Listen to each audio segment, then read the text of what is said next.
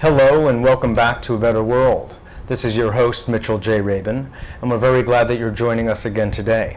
Today we're going to have another very interesting show. We are very pleased to have Jack Healey on, who is the former director of the United States for Amnesty International from years 1981 to 1993, and was really largely responsible, for those of us who know some of the story, responsible for putting Amnesty International on the map in a very significant way.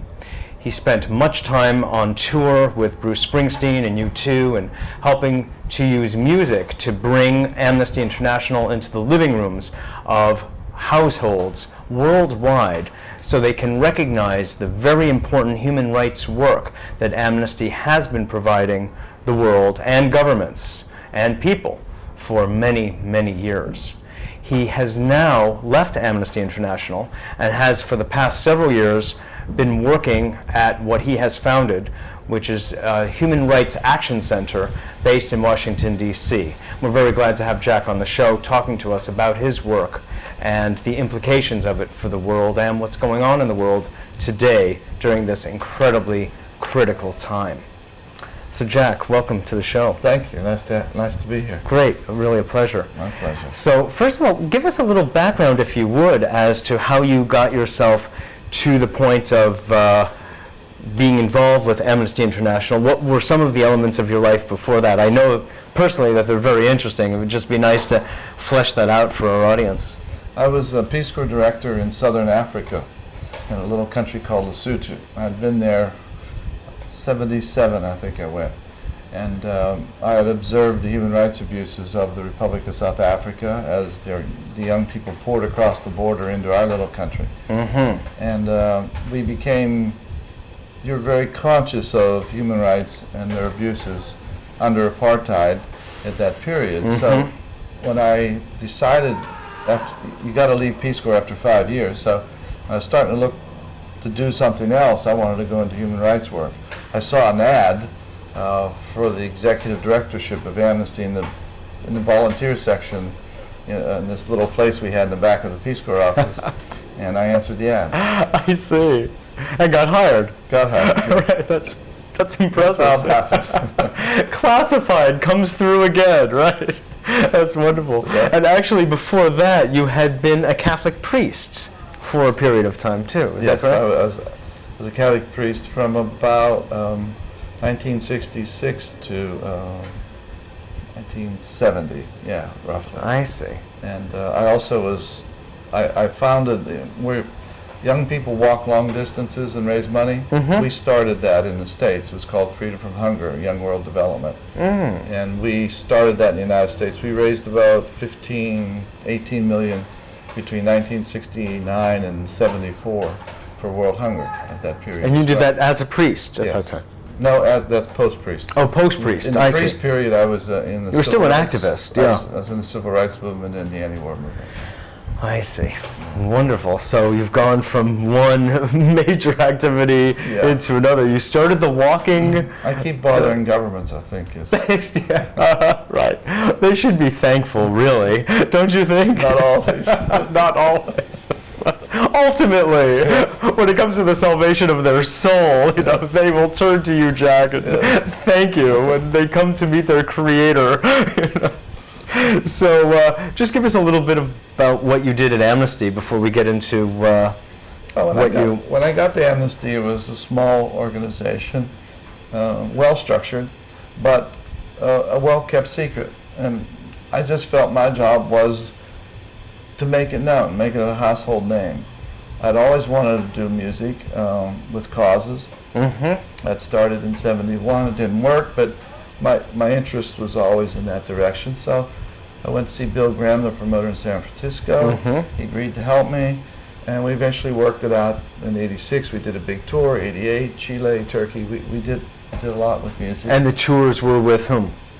Bruce Springsteen, The Police, Sting, Peter Gabriel, Bryan Adams, Jackson Browne, Joan Baez, Miles Davis, Neville Brothers. It went on and on. Sinead O'Connor, New Kids on the Block, just on and on. I see. We had Lou Reed. There was lots of great artists. People who were very willing to be part of the Amnesty International. Truly stepped up. But also at the same time, human rights abuses through Central America, through Latin America, through Africa, the immense number of people being killed at that time. And so in a certain sense, governments serve up the agenda of human rights. So if they're killing and disappearing and torturing a lot of people, you're reacting to their evil ways. So it was a tough period, the 80s, for human rights. Mm-hmm. Just in Central America alone in the 80s, there would have been at least 250,000 Indians killed. Innocent, just the wrong place, wrong time in that period. And killed by? Governmental forces for the most part. United States government or local government? No, but the U.S. supported the governments fighting the so-called communists, who knows what they were, fighting the indigenous forces against them. And in the way were people just, they'd wipe out villages that were in the way. And so most of the abuses were not with the rebels, they were with the governments. Although there were abuses by the fighting forces, it was not of the massive numbers that government. I mean, government killed at least 250,000 people. El Salvador, Guatemala. God. And a population base of less than Connecticut, Maryland, and Rhode Island, probably. Mm-hmm. And you know, we lost 58,000 in the Vietnam War, and we're still traumatized by that war. This would have been the equivalent of losing 1% of our whole population, which would have been 2.5 million people. Right. So it's a tough, That's gigantic really loss for the Central Americans. Exactly. And how would you describe what the U.S. government's role has been in the Guatemala, El Salvador, Nicaragua? I think as long as communism was around, or something they could call communism? Something that could make into a communist state, or just accuse it of being that. Yeah. And did you find that was what it was, by the way, more of an accusation and allegation? That was the big dividing line.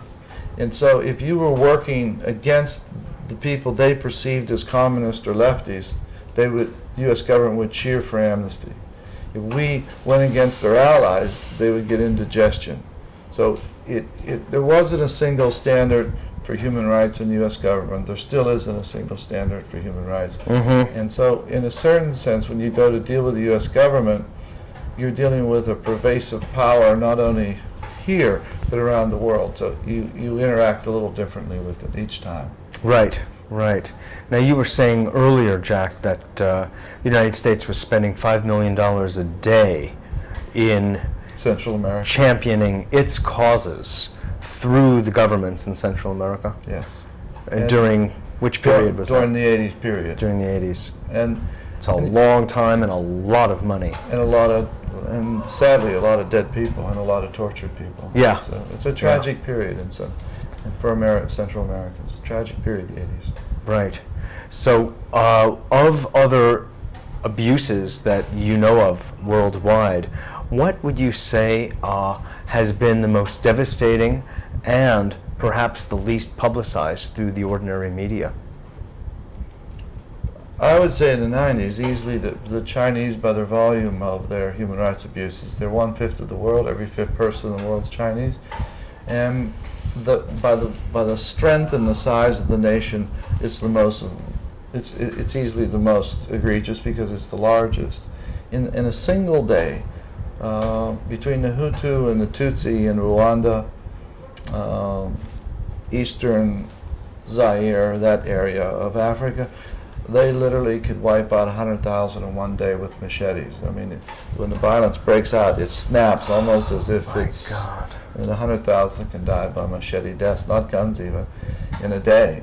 So in a certain sense, as we look at the world, you're not only struggling for the heart of the beast of governments to turn the light on, but you're also fighting for the heart of individuals and ethnic groups to turn the light on. Yes. And in former Yugoslavia, there was probably 40 to 50,000 rapes by policy of the Bosnians? Yeah, I mean, it was just a policy to destroy their women. And there were probably 300,000 people killed. Some say 100,000, but I would say the number is just go up. Every time we investigate a human rights abuse, start digging up the bodies, the numbers always enlarge as we go. We've always been conservative, and appropriately, but as the numbers are discovered, the bodies are found, those numbers usually enlarge, they don't shrink.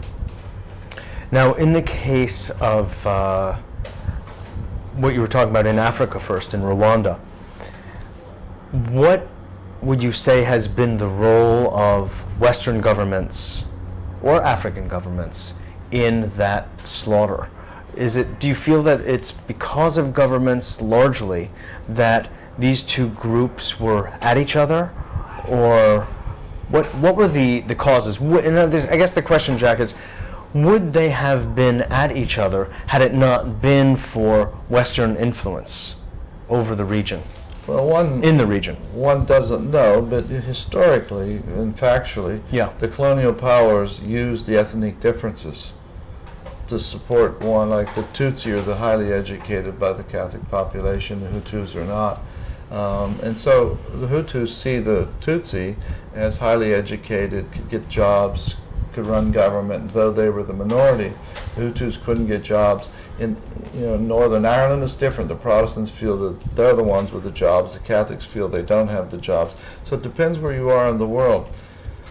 Governmental role behind that at times is supporting. The French may provide guns to the Tutsi, and therefore they're able to kill quickly back and fight back. So in a certain sense, you need to look at each situation, but in general, there's a power behind every force that you see moving in the world. There's somebody back there. Mm-hmm. There's a government fueling that problem. Whether they do it on their own, I think they would. I think, the world, when people get scared, they go back into their ethnic base, and sometimes to fight from that ethnic base. Yes. So, it's the Zulus against the Xhosa in South Africa, for instance. Mandela's tribe against the Chaka historically, the Zulu warriors.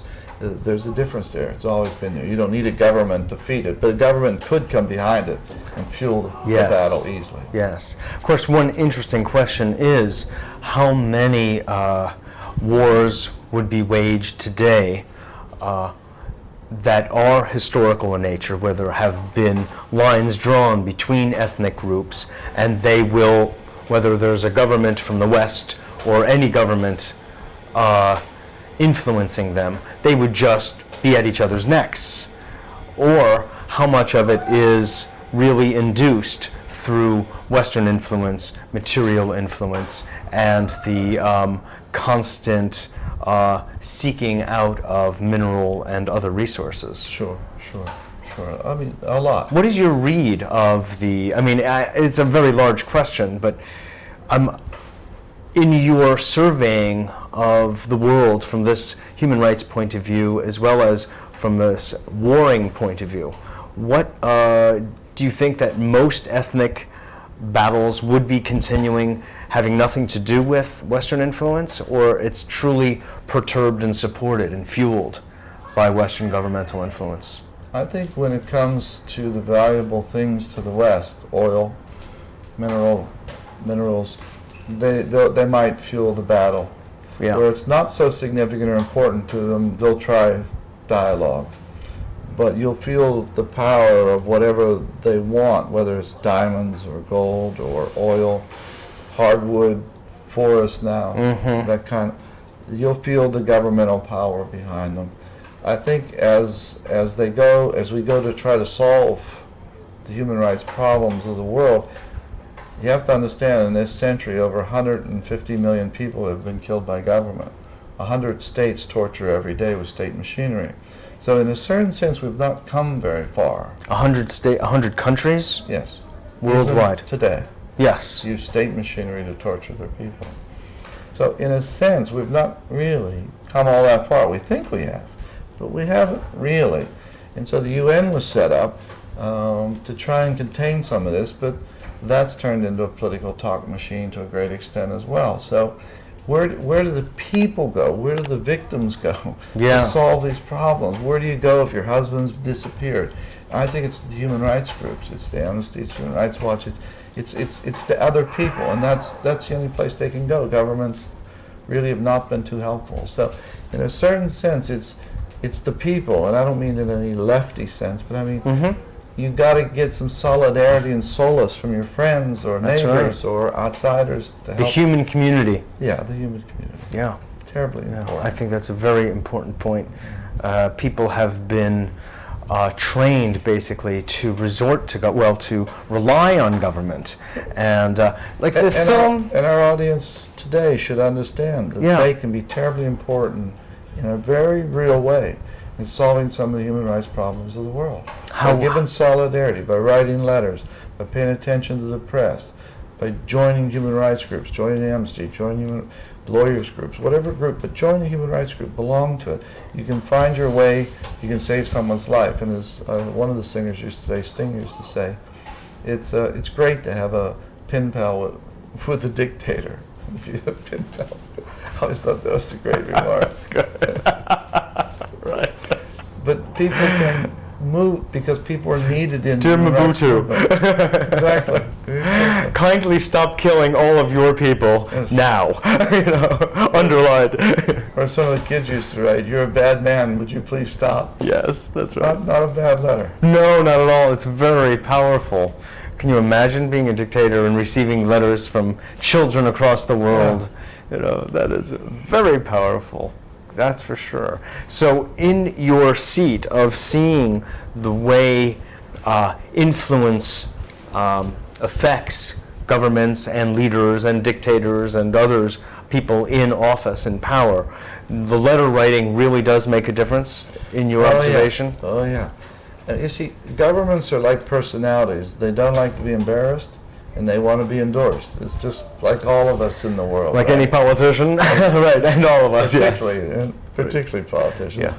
I think so what you do when you campaign is to remember that, and you go to embarrass if they're doing something bad, and you try to find them, whether it's at trading partners, whether it's when they enter to buy guns, it's when they come to the UN, when they want minerals, they want some trade relationship with the United States. You find those points and you try to embarrass them.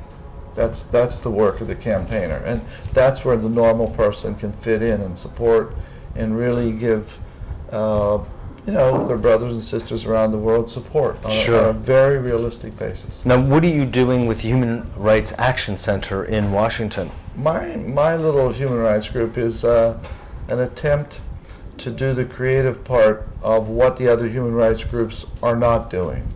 Not by default, but they choose not to do certain things. They can only focus on so many things. Yeah, and they have a limited amount of money. Sure. So what is it specifically that you're doing? So, for instance, I just brought out a record with a record company called Arc 21, and it's called Punks for Human Rights.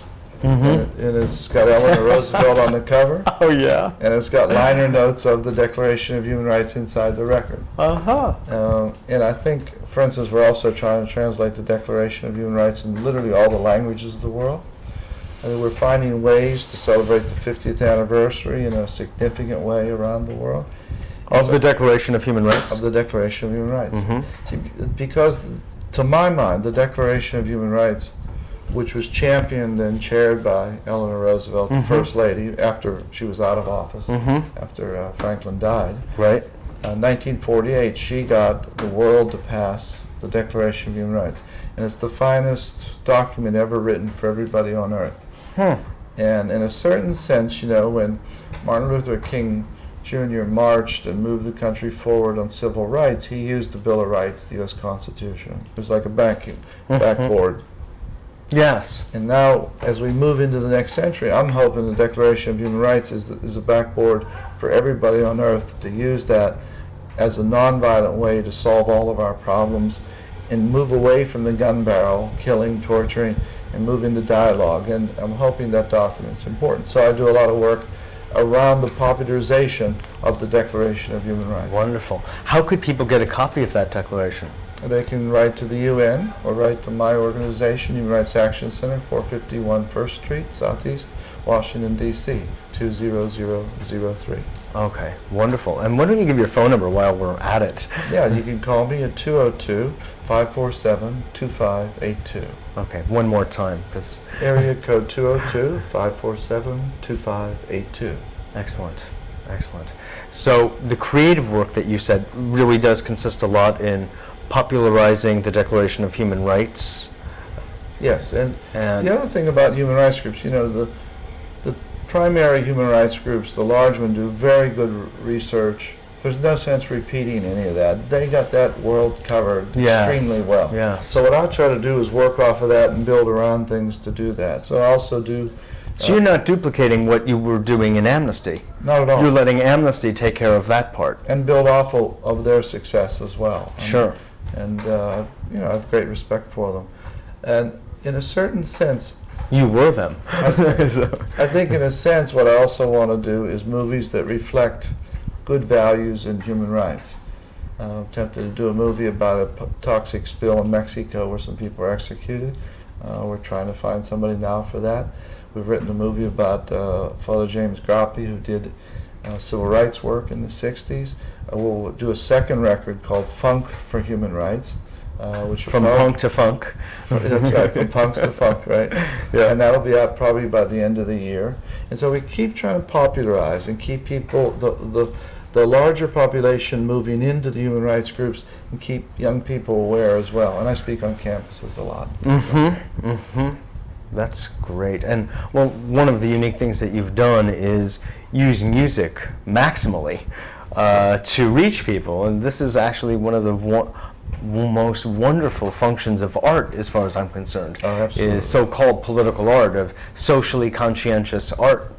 And with Amnesty and with other human rights groups, and practically all people's movement that wanted to protect and be nonviolent, they're led by, whether it's Leonard Bernstein, Yo-Yo Ma, or Bruce Springsteen, or whoever.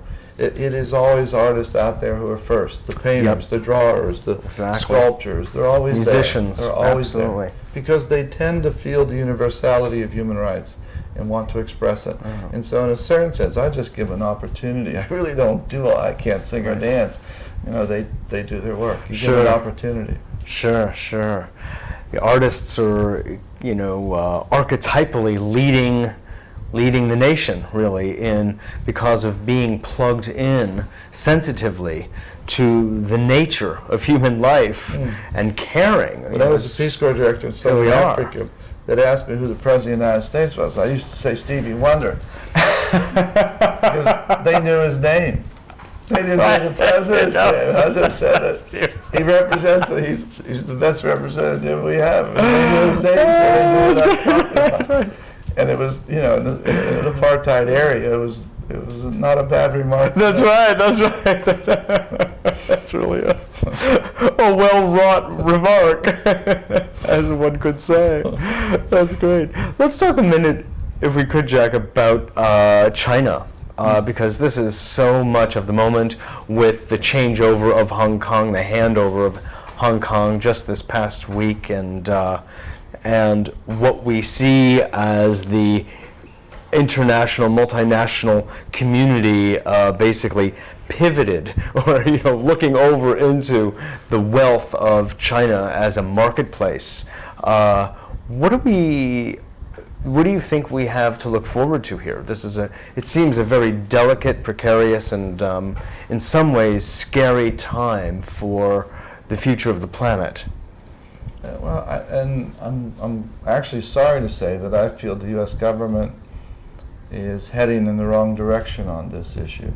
I feel that we're preferring dollars over decency, that we're forgetting how many Chinese are in jails, how many are being tortured, how many are being killed, and we're looking just as trade as the enemy of human rights, rather than seeing trade and human rights as one part of a foreign policy, and keep it on the table along with trade at the same time. Yes. I think the Chinese just took Hong Kong, they'll oppress their people there. They want to take Taiwan, they'll do the same there. I think our president should be much firmer, much clearer. There should be a better policy on China. I do not see the future as bright for those who live in China. And I also see China attempting to lead the world back to a period when the normal people like you and I had anything to say about human rights. They want to make it their business and take it off the table again. And I'm saying we human rights people got to keep it on the table. We got to keep our flashlights on and keep working. And I'm terrified of Chinese power in their direction. I think the U.S. should face them down more. And I'm not saying don't do trade. I'm saying keep them on the table at the same time. And I think our president has said either have trade or human rights. I think that's a terrible mistake. They're together. Let's deal with them together. And I think he's failed us. I hate to say it, but I think he's failing us. And he's not setting a good human rights policy towards China. It should be much firmer, much tougher than it is. How do you keep both on the table at the same time? It's a it's a tough issue. There's no doubt about it. I mean, how do you, from your point of view, sustain trade or develop trade, allow it to flow, when simultaneously there are serious infractions against human rights in the trading partner? Well, let's take the experience of the Soviet Union when there was a Soviet Union. The United States would visit dissidents, the Sharansky, Sakharov. We made their names known. We made them famous. Our senators would go see them. There would be laws passed, the Jackson-Bannock bill. Yeah. We shook the jails. So major dialogue all the time. We were exposure, digging into their secret gulags. We were always coming up. We were very aggressive about bringing down the Soviet Union vis-a-vis human rights and exposing them. I think we ought to just continue that with China. The same beautiful, serious attempt not to allow the people of China not to be tortured and killed by their governments, and just show solidarity with the people, and then trade at the same time. If once in a while you lose a contract, I think that's the price of freedom. That's the price of expressing your own sense of democracy, and also facing the dark side of government.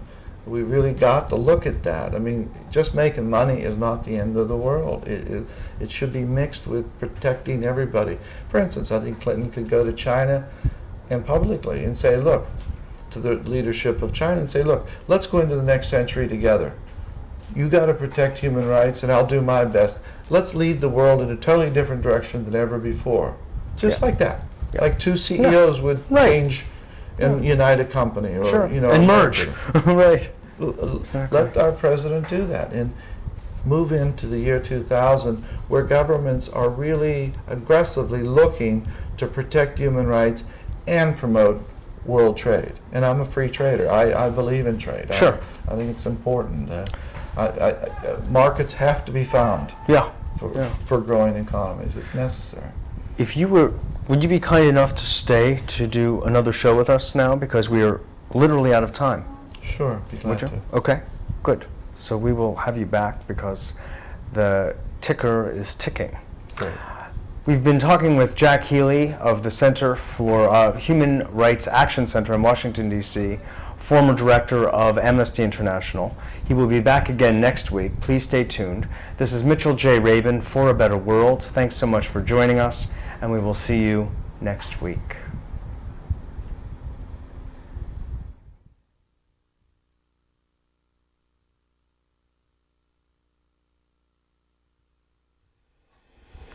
Hello, and welcome back to A Better World. This is your host, Mitchell J. Rabin, and we're very glad that you're joining us again today. Today we are going to continue our interview with Jack Healey of the Human Rights Action Center located down in Washington, D.C. Jack has been working in the human rights movement for many, many years.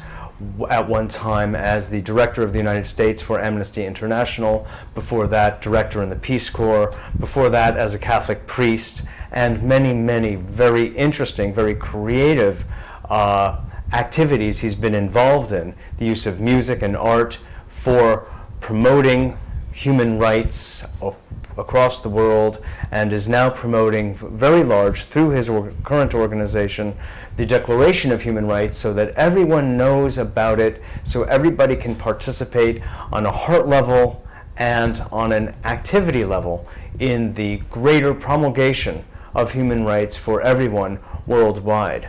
Especially at this time when we are on the precipice, I believe, of our relationship with the most populated country in the world, China, and our corporate world is poised for jumping the subject of human rights is important more than ever. It's always been important. Let's not make believe it's not. But now, as a group, it is more important for us, the watchers of this show across the country, to come together, listen to what Jack has to say, and take it in, get his phone number, call, become actively involved. Stand up for your own human rights by standing up for others. So Jack, I want to welcome you again to the show. Thank you. Nice to be with you again, Good, Mitchell. Good, absolutely. What I'd like to actually get into is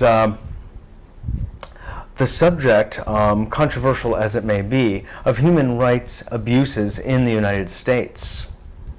Sure. What is it that you could tell our audience about this not very well publicized subject of prisoners of conscience behind bars, etc.? I think there are a goodly number of people in prison who are simply innocent. In general, the poor do not get great representation in the courts as a rule. And how about blacks? Blacks for sure. Any minority in anywhere in the world have a difficult time in the court system. That's from Jump Street. Okay. That's how it begins. That's from the get-go. From the get-go, wherever you are, if you're a minority, you're going to have a hard time with that court system and the police system. And it's not to justify anything against the police, but in a certain sense, the power of government is judged by how it treats the least of those in the country. Mm-hmm. And that's how history is written. And so in a certain sense, when you look at the underbelly of government abuses, you're going to find it's their minorities. That's sort of how it goes, no matter where you are in the world. I think in the United States there are cases that are famous. Geronimo Pratt just got out. His case should not be retried. It was trumped up by the FBI. Which one was this again? Geronimo Pratt in San Francisco. Johnny Cochran was his lawyer. Mm-hmm. He finally got out. He deserves to be out. Also, I think Peltier's case, by Amnesty International standards, by human rights standards, his case was another fraudulent case. He should be let out. There's a goodly number of that. That's been going on literally for decades, hasn't Yes. it been? And the human rights movement believes the death penalty is a human rights abuse. That it shouldn't be used. That we've reached a point in civilization where you need not be that barbaric again, though most Americans support it, large numbers, 85, 86%. So in a certain sense, but Americans have to come to understand we're the only nation in the West that uses the death penalty. And we just shouldn't be using it. We can hold people in prison. Criminals should be kept for as long as it's necessary to protect society. I think the immigrants coming in, the Mexicans particularly, coming across the border, those there, the treatment of people, that has to be monitored as well. Those police get very rough, very brutal. There's been torture down on that border at times. So in a certain sense, as the United States loses its common enemy in communism, and the world has to go back in to look in the mirror of itself and see how we're doing, how we're being treated. So if you go into the Declaration of Human Rights, then jobs, security, education become important to human rights. It's not just execution and torture. So how do minority communities do in those poverty levels? Rich, poor, is that divide getting wider? What do you do with that? How do the police deal with the poor? How's that relationship going? These are terrible important questions in the rights movement. Sure. What do you think, Jack, of the upsurge of prison building and prison construction being one of the leading industries, if you could call it that, in this country today? What's that all about? It is true. It is a massive industry. We now have over 1.1 million in our jails, which is a phenomenal number for a democratic society to have in jail. Yeah. Compared to anything in Europe. Do you know what the ratios are elsewhere? Oh, we'd be 3 to 1 easily. Really? Yes, anywhere in the rest of the world. The Soviets were the only ones who had our number in jail, which now they're gone. So the communists. The communists, right. But in a certain sense, I think as we go into the next century, we have to look at how the country is working. Is it a melting pot? Isn't it the divide between the rich and poor, education standards, job opportunity for everybody? That has to be reviewed I think, massively nationally. And I think it should be a time for healing as we head towards the next century, of trying to get bridge builders between different societies. So we're crossing over, and the differences between religion or cloth, what you wear, or whatever difference, become curiosity points rather than difference points, and start building those bridges better than we've ever had before. Yes. And we need a new generation of young people who just will rise up and bring our nation to that point. And it hasn't occurred yet, and it needs to occur even better than it has. We're an experiment about 220 some years, and that experiment now should grow into a full development of democracy, and hopefully our leadership and our people lead in that direction. I'm not always sure we are. One indication we're not is those 1.1 million in jail. That is a sign we're not liking one another. Do you have any idea of how many people are in jail for political reasons of those 1.1 million? No, I wouldn't, because you'd have to judge them one by one, each case by one. But there's no doubt the poor, when you review, for instance, those on death row, if you review their cases, at least a tenth of death row is either innocent or shouldn't be in that jail. I mean, they should be in jail, but not that jail. So, for instance, you could have a shooter who kills someone, and someone's driving a car for them. The person driving the car could be on death row. The shooter, because he gives information to the government about somebody else, gets off of death row. And that's the strange part of the way the police system is going. It's very dangerous. And the so-called justice system, which I really refer to as the injustice system. To a great extent. So, I mean, you really have your hands full as the director of a human rights organization, because it's sort of like wherever you turn your gaze, you see another whole aggregation of problems. I mean, on the one hand, you can pinpoint human rights abuses in this country, as you're referring to, as well as elsewhere in the world, and then everything that leads up to the proper trial, which there may not ever be for many of these people. So then on trial becomes the judicial system in each of these countries, including the United States. Yes. And for instance, 20-some years ago, there was a shootout in Derry. You know, the British call it Londonderry. I'm Irish Catholic, so we call it Derry. But without any affiliation to either side, I believe in nonviolence. But the British shot a number of people that day. It was called Bloody Sunday. And now the evidence 20 years later comes out that this actually happened. They got videotapes, and the government had those tapes and didn't show them of who fired first and how it all went down. And so, in a certain sense, we dig up bodies and get forensic evidence. Almost always, human rights groups have told the story short of the total truth. When you get to forensics, when you get history, and you get, spies shooting down, surveillance, you get all that together, governments are even worse than we thought. I mean, it is not a pretty picture. But in my work, what I try to do with my Human Rights Action Center is not only look at the reality of human rights, which is abuses, I try to look at the aspiration of it.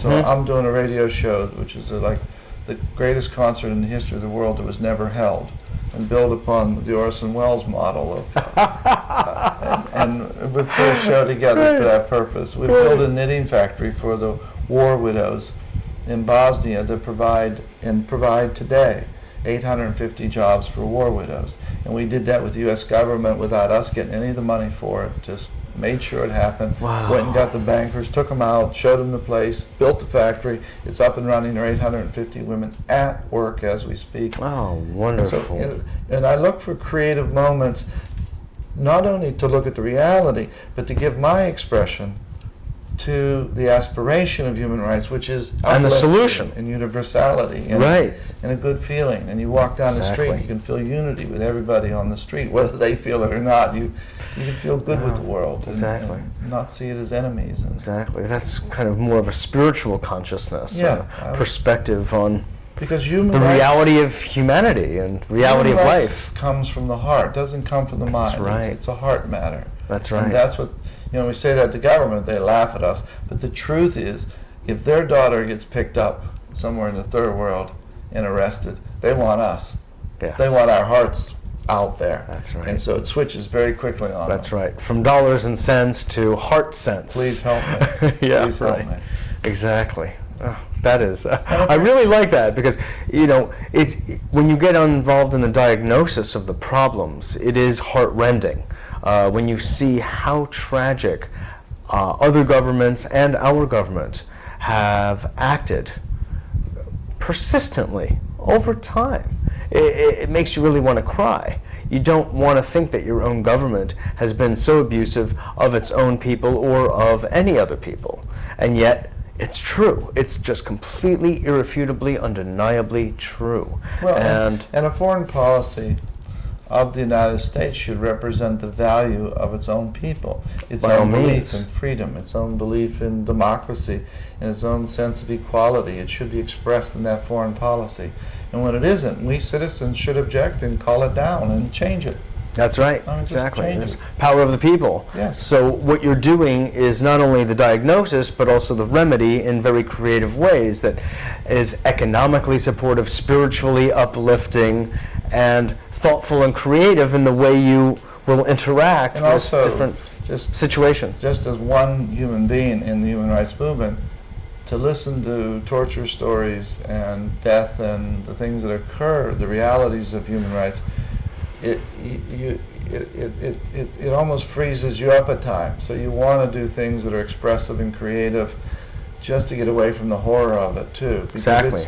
To antidote it. Yes. There's an old thing. We were just recently looking at something that was on Channel 13, The Best of Jewish Humor, and Jackie Mason, among others, was saying how we have lots of reports these days of, even in the concentration camps, there were Jews who were gathered, were putting on plays, doing Yiddish theater, telling jokes, and just here they were like in a torture chamber, and their only way through was through parodying the situation and finding some level of humor in this ultimate tragic context. Sure. Elie Wiesel says the people who survived the camps were those who were able to keep hope alive. Yes, that's right. And what is closer to hope in fueling hope, but some humor and creative juices. That's right. That express universality. That's right, exactly, and oneness with all things. And yes. In a sense, maybe even a perspective that transcends death as we ordinarily conceive of it as well. Absolutely. All of those things are very, very helpful. Yeah. By all means. So when you look at the picture of the human rights situation right now, and you think of what this country is doing or not doing, in the earlier show that we did, you said you felt Clinton could stand up very simply and like a CEO, although I don't like to think of presidents of countries as businessmen, frankly. I think they've lost the art of oratory and the ethical stance and posture that a great statesman could have and really probably should have, more than just a CEO. But that notwithstanding, if he could just engage, we were talking about the Chinese, in a dialogue of how to fuse together in a way that would be good for all, supportive of proper human rights and good trade, he should do it. And you're saying that you don't feel that he has risen to that occasion really quite at all. No, I think President Reagan used to talk about the communist as an evil empire, and I think to a great extent he was correct. I think we also could talk about a good empire and the creation of that empire. Yeah. And our president, yeah, who's against evil empires, right, should be for good empires. That's right. And go to work on creating that. Instead of Darth Vader, Yeah. Go for it. And say to the UN in a speech, torture no more. We're not going to allow torture on this earth anymore. And it could disappear like slavery, hopefully. Because governments don't have to pass laws. All they got to do is stop torturing and hurting their citizens. Exactly. And just stop it, that's all. And so in a certain sense, I think there's some simple things that could be done with the power of the presidency, of any president. Mm-hmm. And not enough of positive reinforcement by government is occurring around human rights. I think they feel if they deal with human rights, they're wimps. You know, oh gee, I'll be like Jimmy Carter, you're thrown out of office and all that kind of thing. Right. Whereas in effect, you really represent the best of the American people in the history of democracy and the growth of it, not only in the government but in our hearts. Exactly. So that you can respect each other and grow in that respect. The best of humanity, for that matter, absolutely. Yeah. What's curious now, Jack, is that Clinton is not going to be reelected because he can't run anymore. So this is the time of all times when he is free to be as human as he feels he could be. And I think he has a genuine feeling for everybody. I think he, in his heart, there's things right and wrong about him, but I think he does have a good, genuine feeling about relationships among people. Yes. I think he does. I think it's genuine. But I don't see that expressed in his foreign policy. I'd like it to be, and hopefully they'll correct it. I'm hoping some of my friends are there that I've known for a lifetime. They're his chief advisors. And I'm hoping my friends get back a single standard for human rights. So it's the same the world over, and that's what American policy should be about. Agreed. I mean, we should care about the Chinese the way we care about our own people. They're people. Yeah. I mean, they're people. One world, one people. I mean, can you imagine New York without Chinatown? Yeah. Or San Francisco for that matter? You know, who's kidding who? Yeah. It's funny. Exactly. But have you had an opportunity to meet with presidents of this country over the years? I tried for 12 years to meet with President Reagan and President Bush, but they never deigned to see us. We asked many times. Really? So we would end up with Johnson and or Ed Meese. And, well, personally, I don't want to say bad about either one of those guys. They were a little boring, a little cynical about Amnesty visiting the President of the United States. Yeah. I was not in office when Clinton came in, so I don't know whether they do or they don't. I don't know. I see. I found a bit distant from the human rights groups. They liked the ones who were working against communism, but if you were working against the East and the West, you weren't so working against. How do you like that language? Right. Sure. So you haven't, but you say you do have friends who are chief advisors to, in this case, Clinton. National Security Advisor Sandy Berger is an old friend of mine. Mm-hmm. I'm proud of him. He's a very good human being. Yes. And I hope he influences the president better than he has. I see. And so, in a sense, you feed him and uplift him. He hasn't called me, but he's a good man. Yes. And I hope he does well. Right. And if he doesn't, I'm going to say it. Yeah. At his table or publicly. Right. But what's nice about it, and I'm very proud of this fact, that he has a friend like me, and I have a friend like him, and in a lot of countries in the world, I'd be in jail or dead if given what I would say and the way I'd behave. And in this country, we have that kind of freedom, and I hope it continues. It's an unusual moment in history because most times power destroys dissidents. Right. And Sandy knows me well, and he knows I differ with him. But he doesn't send police after me. Yes. I appreciate that. Yes. One heck of a democracy we'd have on our hands then. Although the CIA and the FBI, but especially the CIA, they could be watching carefully, yes. Yeah. I mean, they pretty much run rampant. I mean, it's almost like they have their own government. I mean, they just seem to operate based on their own recognizance, and who are they really answerable to worldwide? Yeah, I think Senator Monahan of New York is a very good senator on this issue. He wants the end of the CIA, and I think he's right. Yeah. It's time to stop all that secrecy. There's no need for it, really. Absolutely. And it's not been a great history for the United States to have that history either. I mean, it's been pretty dark at moments. Oh yeah, dark and dangerous. It has alienated, estranged the United States in the international arena in ways that the government just seems to refuse to recognize. Many people in the developing world, in Africa and Asia, Latin America, believe the Peace Corps volunteers are all CIA agents. Really? Oh yeah, all over the world. Yeah, we got to combat that everywhere we go. God Almighty. Yeah. Oh yeah, always. And they're fearful of that, of course. Yeah. Mm-hmm. So in a certain sense, I hope Senator Monahan gets his way and eliminates. Does he have backing on this point? He's pretty strong and he's smart and he means it. So we'll see what happens. But they have no job. There's no job left for them. They'll just abandon their buildings, retire everybody, and send them all home. Yeah. Yeah. Go do something nice.